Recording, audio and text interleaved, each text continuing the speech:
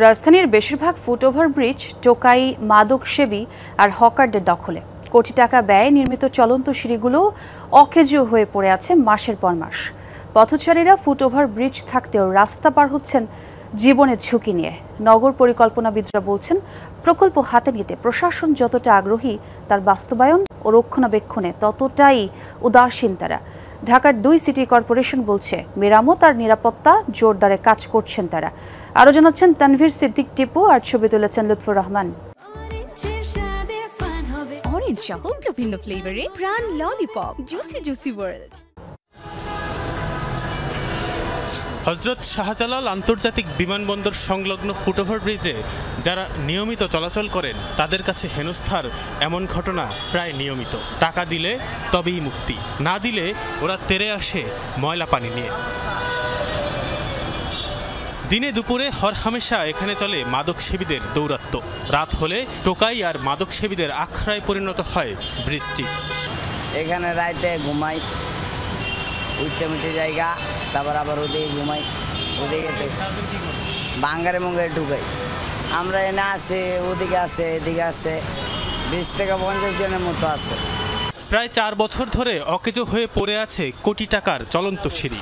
সিঁড়ির অনেক যন্ত্রাংশ চুরি গেছে। নিরাপত্তার শঙ্কায় দিনেও ব্রিজে উঠতে চান না অনেকে। জীবনের ঝুঁকি নিয়ে নিচ দিয়ে রাস্তা পার হন পথচারীরা। এতে বাড়ছে যানজটও। টাকাটা আগে চাওয়ার পরে যদি না দেয় পা চেপে ধরবে। আবার দেখা গেছে কিছু কিছু মহিলাও আছে, এরা কাপড় পর্যন্ত ধরে, গায়ে হাত দেয়, পা ধরে টান দেয়, টাকা পয়সা চায়, বিভিন্নভাবে ওরা হ্যারাসমেন্ট করে।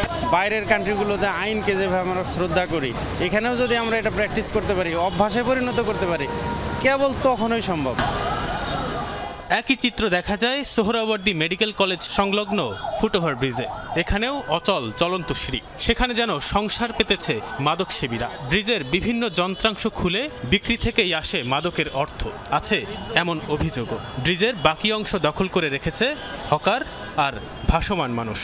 এখন তো কষ্টই হয় সবাই করতে নামতে, আবার অনেক উঁচু জায়গা। যন্ত্রপাতি সরঞ্জাম যা আছে ভিতরে, এই পাশপাতিগুলো সব বিক্রি করে ফেলছে ওরা। এগুলো ভাঙনির দোকানে বিক্রি করে। আমরা সিটি কর্পোরেশনে বারবারই অভিযোগ দিচ্ছি, সিটি কর্পোরেশন এই বিষয়ে কোনো কিছু করল না। কারোর টাকা পয়সা নিয়ে যায়, কারোর মোবাইল নিয়ে যায়, কারোর ওষুধের ব্যাগ নিয়ে যায়।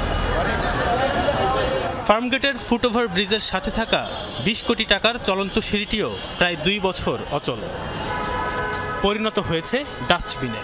পথচারীরা বলছেন, রাত হলেই এই ব্রিজ দখলে নেয় টোকাইরা, আর দিনে থাকে হকারদের দখলে। এই ব্রিজটাই টোকাইগো হয়ে যায়, এই ময়লা পরিষ্কার প্রস্রাব করে, কোনো নিয়ন্ত্রণ নাই। মেশিনের উপর একটা পার্ট থাকে, ওই পার্টটা টোকাইরা খুলে নিয়ে গেছে। বনানীর সৈনিক ক্লাবের সামনের ফুটওভার ব্রিজের চলন্ত সিঁড়িও বন্ধ। কোনো মতে পায়ে হেঁটে চলাচল করছে পথচারীরা। সেখানেও হকারদের উৎপাত। চলন্ত সিঁড়ি অ্যাক্টিভ থাকলে আরো ভালো হয়, সিঁড়িতে উঠাতে এগুলো একটু কষ্ট হয়। পকেটে পোলাপান দাঁড়ায় থাকে, জামের সময় পকেট থেকে টান দেয়। অনেক বেশি হকার, যেটা আসলে ফুটওভার ব্রিজে হওয়ার কোনোই কথা না। দর্শক, যে ভাঙা অংশটি দেখছেন, এটি শাহবাগের পাশেই একটি ফুটওভার ব্রিজের একটি সিঁড়ির অংশ। অর্থাৎ এই ব্রিজটি থেকে যদি আপনি উঠতে চান, প্রথমেই আপনাকে এই 3টি সিঁড়ি লাফ দিয়ে উঠতে হবে, বা যদি নামতে চান তাহলে 3টি সিঁড়ি লাফিয়ে নামতে হবে।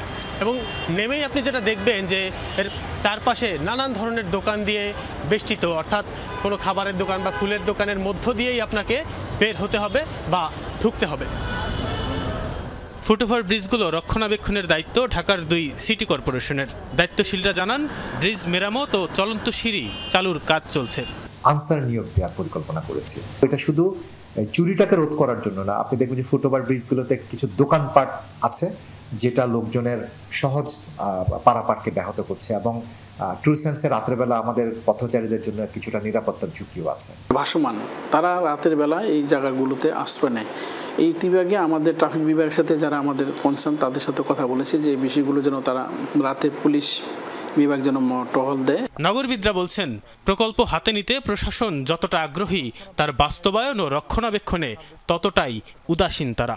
আইন শৃঙ্খলা বাহিনী থেকে শুরু করে আশেপাশে যারা ব্যবসা করেন, তাদেরকে সবাই মিলে কিন্তু একটা তার সার্বক্ষণিক সুপারভিশন উদ্যোগ দরকার। কিন্তু আমাদের দেশে দেখা যায় যে ইনফ্রাস্ট্রাকচার তৈরি করতে যত আগ্রহ থাকে, সেই সুপারভিশনের ক্ষেত্রে আগ্রহটা একদম কম। রাজধানীর ফুটওভার ব্রিজগুলোর সাথে থাকা চলন্ত সিঁড়িগুলো একেবারেই অকেজো হয়ে পড়ে আছে। পথচারীরা বলছেন অনেকটা বাধ্য হয়েই তারা জীবনের ঝুঁকি নিয়ে রাস্তা পার হচ্ছেন। হকার আর মাদকসেবীদের দৌরাত্মে এই ব্রিজগুলো এখন ব্যবহার করার অনুপযোগী হয়ে পড়েছে, এমনটাও বলছেন তারা। এখন প্রশ্ন উঠছে যে এই সমস্যার সমাধান দেবে কে, আর সেই সমাধান হবেই বা কবে? তানভীর সিদ্দিক টিপু, যমুনা নিউজ, ঢাকা।